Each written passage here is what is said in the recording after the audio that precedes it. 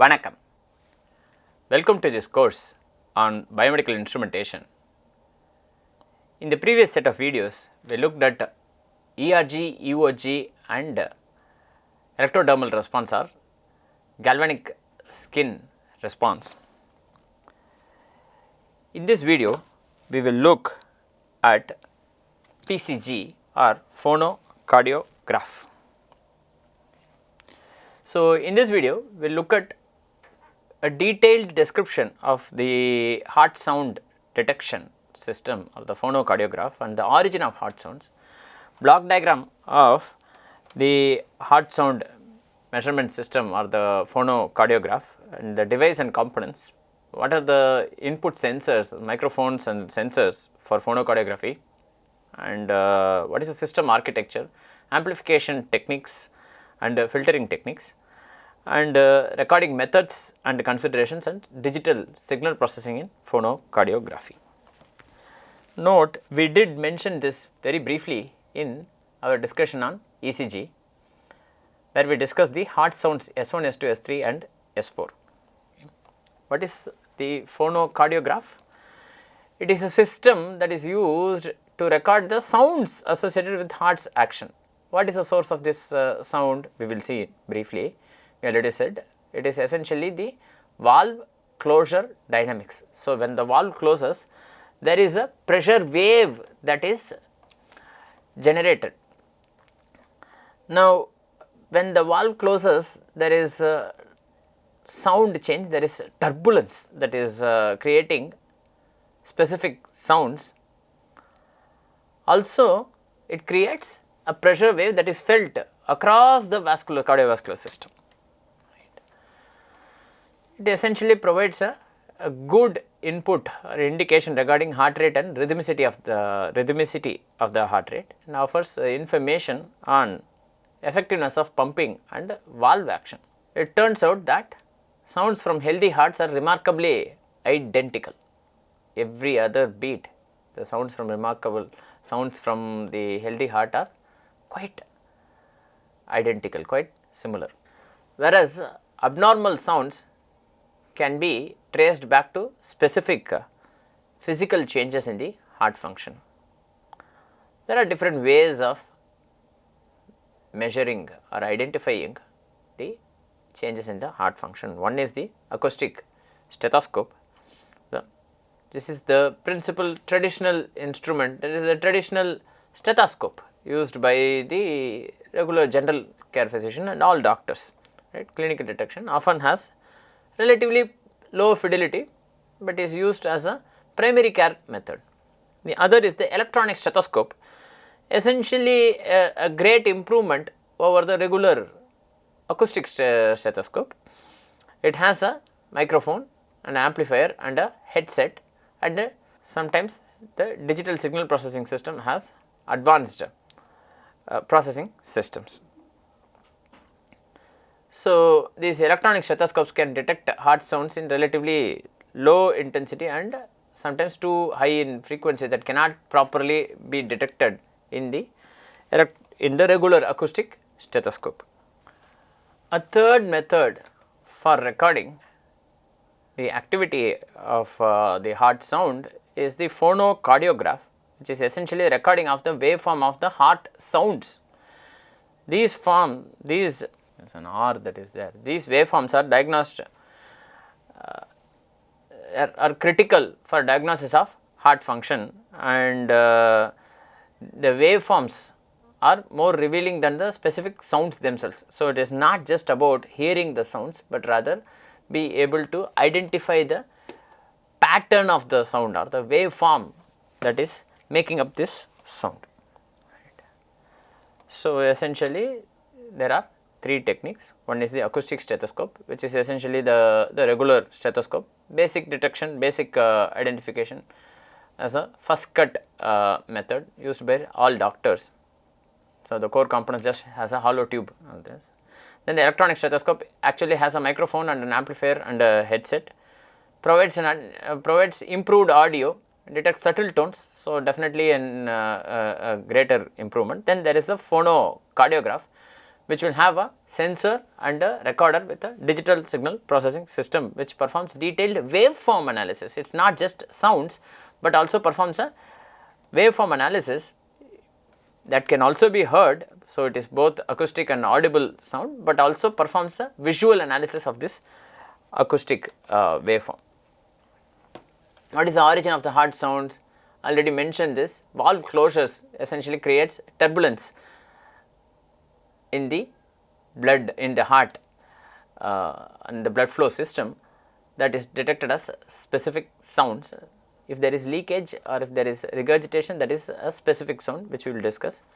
And there is also valve movement during this contraction and relaxation. I already mentioned this. This valve closure changes the pressure component in such a way that this pressure is felt throughout the cardiovascular system. And there are these different heart sounds that have specific significance. First is the heart sound S1, which is the start of the ventricular contraction, which is the closure of the atrioventricular valve, which is due to the closure of the atrioventricular valve, which is the bicuspid mitral valve or the tricuspid valve on the right atrioventricular valve. Okay. The second sound is the end of the ventricular contraction, essentially indicating opening of the aortic valve and the pulmonary artery, valve of the pulmonary artery, aortic and the pulmonary valves. And S3 and S4 are relatively low intensity signals that are due to diastole. Recall, systole means contraction, diastole means relaxation. S3 and S4 are usually not so easily detectable because they happen during the diastole, often not audible in adults or through regular stethoscopes. If it is audible, then there is a problem. So, S1 is the atrioventricular valve closure, which is essentially the end of the atrial systole. The frequency range of this audio is between 30 and 100 hertz, lasts for about 100 milliseconds, 50 to 100 milliseconds. S2 is the closure of the semilunar valve, essentially the end of the ventricular systole. So, frequency is greater than 100 hertz, lasts for about 25 to 50 milliseconds. S3 and S4 essentially diastolic events. S3 essentially signifies the ventricular filling stage, which is early diastole, and frequency range is very low, sometimes even below 25 hertz, sometimes infrasonic, below 20 hertz also sometimes. The duration is very weak and faint, so not particularly identifiable. S4 represents atrial contraction. This is a stage when the last bit of blood is pumped from the atrium to the ventricle. This is in the late diastole, right. Atrial contraction. This is also very low frequency range, both S3 and S4. Okay. We already discussed this during our ECG. Note that QRS complex essentially precedes the first heart sound, precedes the S1. So, that means there is a electromechanical delay, electroacoustic delay in this case. First the electrical activity happens, which is the ECG. So, this is the ECG, this is the ECG, and this is the PCG. PCG means sound. Sound happens a little later. First you see the electrical activity change. So, first the QRS complex happens and then the first heart sound or S1 happens. Also the second heart sound essentially coincides with the dicrotic notch. This is going to coincide with the dicrotic notch in arterial pressure. Check what this is. And then changes in ventricular volume are essentially indicative of the specific sounds that are produced in the heart. Now, each of these sounds and the variations in these waveforms have clinical significance.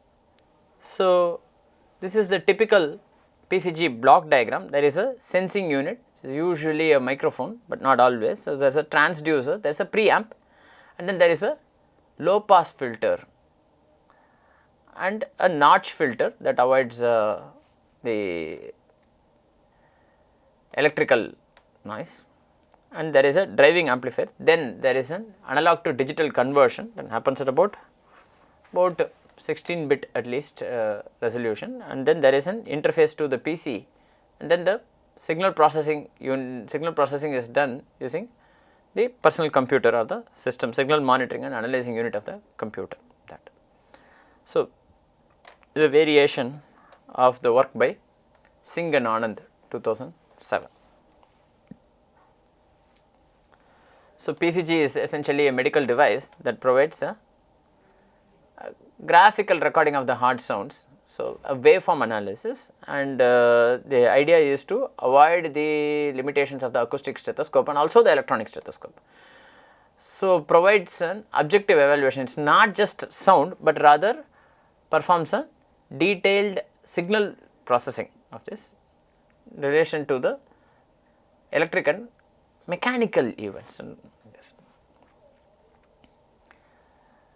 Usually, PCG is also measured nowadays along with ECG, along with carotid arterial pulse and jugular venous pulse and apex cardiogram for performing an overall or a comprehensive analysis.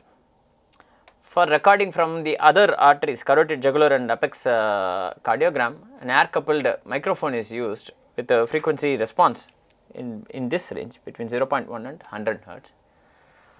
This advanced or the extended PCG gives information to the clinicians to evaluate heart sounds and murmurs with respect to the electrical and mechanical events of the cardiac cycle happening elsewhere, providing a more comprehensive or a more detailed and more elaborate picture about the patient's cardiovascular health.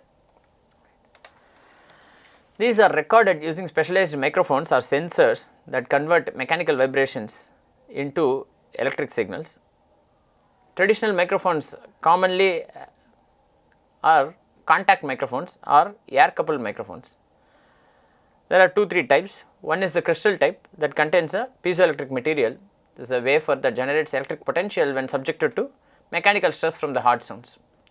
Essentially, these are smaller and extremely sensitive and more sensitive than dynamic microphones. Then the dynamic type, these have a moving coil with a fixed magnetic core. When the coil moves with heart sounds, it produces a voltage due to the interaction of the magnetic flux. And, from this it is quite clear that PCG recordings are extremely dependent on the microphone quality and the microphone particular microphone that is chosen and the technical design of the microphone, as they do not uniformly transform all the acoustic oscillations across all frequencies. So, you can't really use any microphone. Microphones of different types are generally not interchangeable. You cannot use any microphone for this purpose. So, you need to have a microphone that is specific to this purpose. A Casal sensor or the Casal system was introduced in 1994. This is called as the Casal sensor. This is a polymer based adherent differential output sensor that is compliant and applied with gel or adhesive. Importantly, this is not exactly a microphone, because a microphone essentially detects acoustic changes or acoustic pressure. Instead, this new polymer based sensor essentially measures the motion of the skin resulting from acoustic energy within the soft tissue. Now, what is the advantage? The advantage of this system would be that only the motion of the skin, motion of the surface of the heart is what is being measured. the ambient noise that is there, the airborne noise is all going to be suppressed. This means it will have an excellent signal to noise ratio. So, for example, if you keep calm, I am able to hear a small hum coming from the HVAC system, that is the AC hum, some air sound is coming. All these are acoustic signals that may be picked up by a typical microphone, but this causal sensor will not pick this up because it is going to detect changes in the motion of the skin only, and any airborne sound, any ambient sound is not going to be detected by this sensor. So, the sensing component is the polyvinylidene fluoride or PVDF, which is a piezoelectric polymer that produces charges of equal magnitude and opposite polarity on the two opposite surfaces when there is mechanical strain. So, when strain is applied, it produces charge accordingly. It greatly improves the audibility and enables a quantitative acoustic spectral information and recording for PCG, lung sounds and Korotkoff sounds. It provides heart sounds, lung sounds and Korotkoff sounds. Note that it is going to have excellent signal to noise ratio because it is going to practically reject all the other common mode noise present outside the body. So, absolutely critical. Any noise that it is picking up is going to come purely from deformation of the skin because this is essentially a strain sensor. Fundamentally different. This is not a microphone, very important to keep in mind that PVDF is not a microphone. Right? So, the output is essentially a potential that is generated from the movement or the flexing motion that is created by the movement of the heart, lungs and Korotkoff sounds that forms the basis for this electronic stethoscope and real time digital spectral analysis of the heart sounds. Right. PCG system fundamentally has 4 interconnected units for recording and analysis of heart sounds as presented by Singh and Anand. First is a sensing unit which converts the mechanical vibration of heart sounds into proportional electrical signals. So, typically a carbon microphone along with the supporting circuitry in this process, but we can also use the sensor that we discussed in the previous slide, which is the PVDF sensor. Then there is a signal processing unit which filters, refines and prepares the raw signal for relatively more advanced and accurate analysis. Then this is essentially going to have amplification and noise reduction or filtering circuitry. Then there is the signal interface unit which is going to have perform the analog to digital signal conversion or analog. First it performs analog signal processing, then converts it into analog to digital converter, and then this digital signal is then fed to a computer. So, this digitized signal is then transmitted to a computer for real time display and further detailed digital signal processing. And then there is a signal monitoring and analyzing unit which is performed inside in the computer, which is essentially going to help us with interpretation and diagnostics of the PCG signal itself. So, going to have some relatively advanced algorithms for performing deep or detailed and in-depth analysis of in both time and frequency domain for these sounds. So, the amplification and filtering is a second stage, which is the signal processing unit. So, that is going to provide amplification of the sounds and also going to reject unwanted signals by filtering. So, the PCG amplifier will possess wide frequency range, typically from about 20 Hz to 2000 Hz to capture the full spectrum of heart sounds, and PCG amplifiers usually have gain compensation circuits. So that you can have increased amplification of high frequency signals which are generally of much lower intensity than low frequency components, but contain critical medical information, for example. What is the frequency of the filtering that we will use, specific filters are used for suitable frequency bands. So, depending on which ones you want, whether S1 and S2, you can pick up using high frequency this. So, high pass filters are used to separate low frequency components like S1 and S2 from the softer diagnostically more important high frequency murmurs. So, S1 and S2 are used, or I mean high pass filters are used to separate these, and then there is commercial implementation. So, commercially available systems use several levels or several banks of filters, multiple high pass filters with different cutoff frequencies and different slopes. Slopes means how many dB per octave.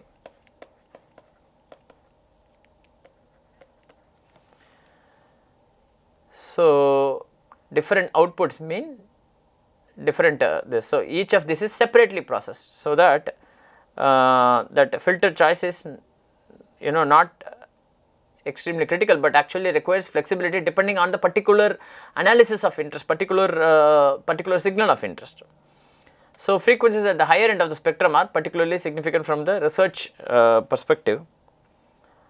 So, filter slope characteristics are important. Filters are designed to attenuate unwanted frequencies at different slopes, usually 12 dB per octave or 24 dB per octave. These are based on the need for the cardiac vibrations that follow an inverse square law, meaning that sound intensity reduces 12 dB per octave as frequency increases over a particular portion of the spectrum. So, for optimal slope, if you use 6 dB per octave for frequencies below 50 hertz, this works really well. In the 50 to 200 hertz range, it is better to use 12 dB per octave, which is a valid approximation, right, because 12 dB per octave essentially reduces intensity to about 0.25 times the original intensity when the frequency reduces by half. Right. If the frequency level is more than 200 hertz, in the 200 to 800 hertz range, it is better to use 24 dB per octave filter. So, that means depending on the situation you use different slope characteristics. Right. So, you are interested in having a system that is capable of recording up to 2000 hertz for capturing all the sounds and all the frequency components. It turns out that unlike ECG, direct recording is not suitable because of the frequency response, very wide band. So, you can't really record using pen and paper, pen and chart and pen. So, generally you use a digital recorder, electrostatic recorders or thermal array recorders, and simultaneously you also measure ECG on the same chart, so that there is a correlation between ECG and PCG, aiding in better identification of any defects or any problems. PCG is more informative than ECG when it comes to heart valve function. What are the problems with heart valves? We discussed this: stenosis, regurgitation.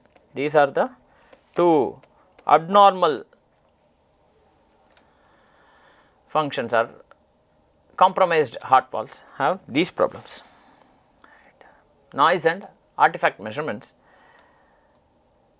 Note that microphones pick up not just the heart sounds but also extraneous sounds from the immediate vicinity.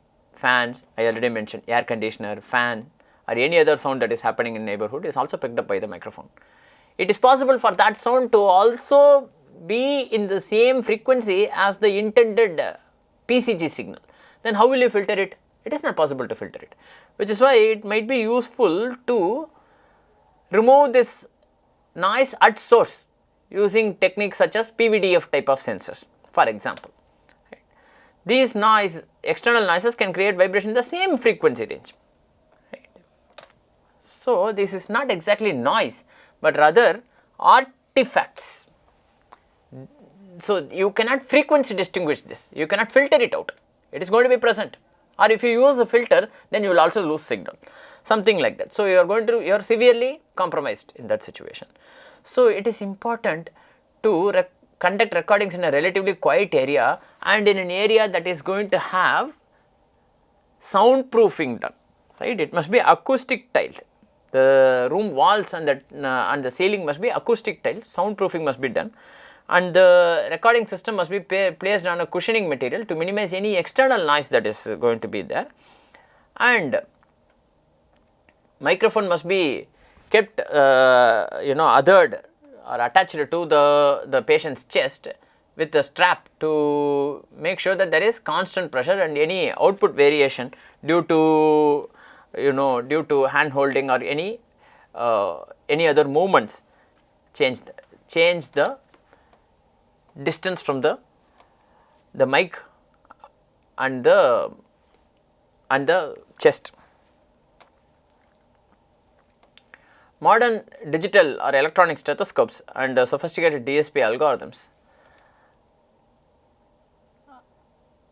are used to improve diagnosis of heart malfunction using heart sounds and murmurs, and these greatly improve the diagnostic value of PCGs. So, there are these digital signal processing algorithms that help with extracting the characteristic signal components features of this, and these features can be used for identifying various cardiac disorders. A great amount of research is performed to improve the DSP algorithm for detection, characterization and analysis of different heart sounds. Note that different sounds happen in different frequencies, different amplitudes, different durations. So, it is better to choose your frequency range and then the appropriate filter characteristics, and then perform digital signal processing in that zone of interest, in that frequency band of interest. So, different algorithms exist. One is spectrum estimation, analyzing the frequency content of heart sounds, for example, FFT type of this. Then time frequency analysis, short time Fourier transform, wavelet transform and other such transform, examining how frequency content changes over a function of time. And then nonlinear dynamics analysis,